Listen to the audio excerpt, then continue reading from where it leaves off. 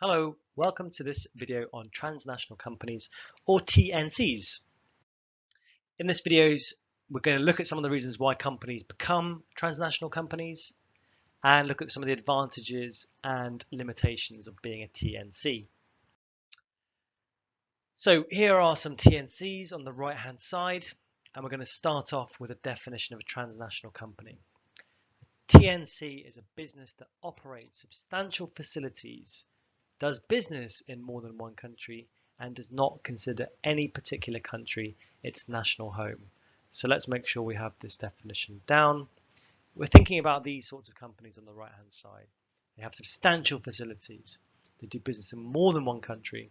They don't consider any particular country their national home, although their headquarters will normally be catered in one particular country, the USA or Sweden or the UK. So here's some examples of TNCs. These are the sorts of businesses we're talking about. McDonald's, Panasonic, BP, Ford, Shell, Nike. Large companies that operate across many countries. So we'll move on in a second to talk about the advantages. What are the advantages of operating in lots of different countries? We'll just pause for a second on one example here, which is Amazon.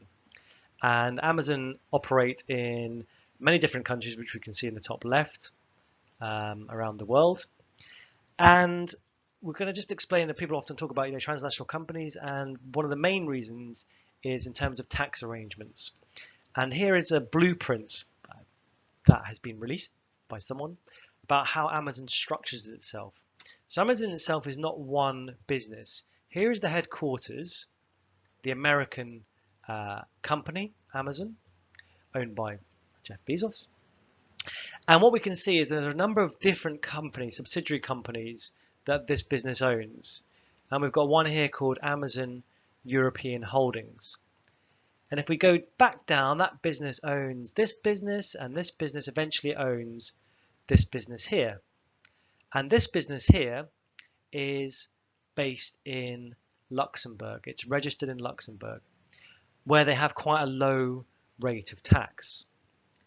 And what Amazon then does is how it structures its European operations is we have a number of subsidiaries again. We have, for example, Spain Amazon, France Amazon, the UK Amazon, and Germany Amazon. So in the UK, in France, and Spain, the tax rates, the corporation tax rates are a lot higher than in Luxembourg. So what Amazon don't want to do is they don't want to declare profits in Spain or France or the UK, because they'll end up paying, 28%, 30%, 40%, a high rate of tax. So what they try and do is move the profit to another country where tax is lower, and in this example, Luxembourg. Now, how do we do that? How do we move the profits? Well, what happens is the Luxembourg company charges the UK company a cost for calling itself Amazon, for using the brand.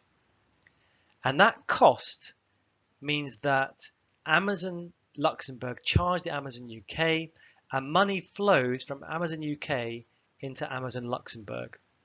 And that cost that's coming out of the UK means that the UK business ends up with very little profit. And the Luxembourg business ends up with a lot of profit. And it's that profit that is taxed at 40%. And then that money can then filter back up through the system towards the parent company in the US. So being a transnational company can be very beneficial in terms of things like tax arrangements.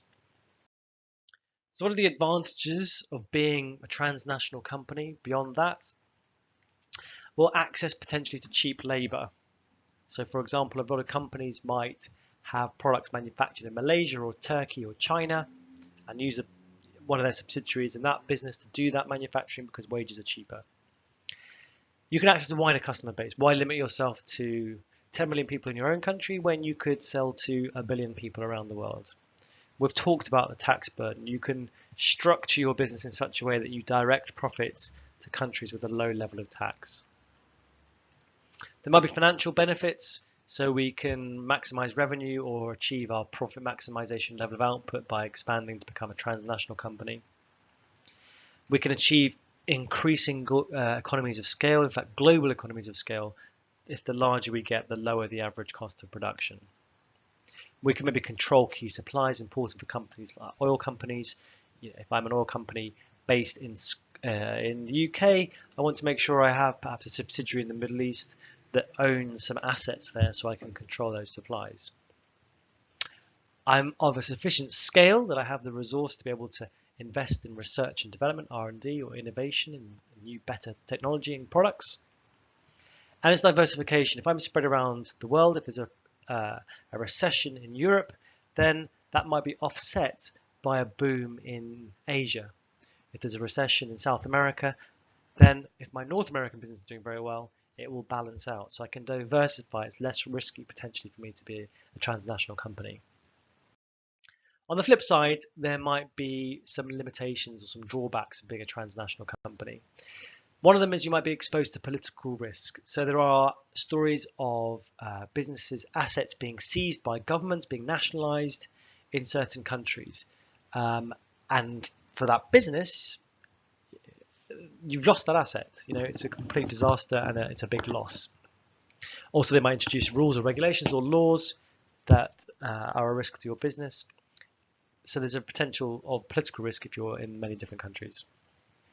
There might be logistical issues, coordinating movements of products from China to be manufactured in Africa and then redistributed to consumers in Australia.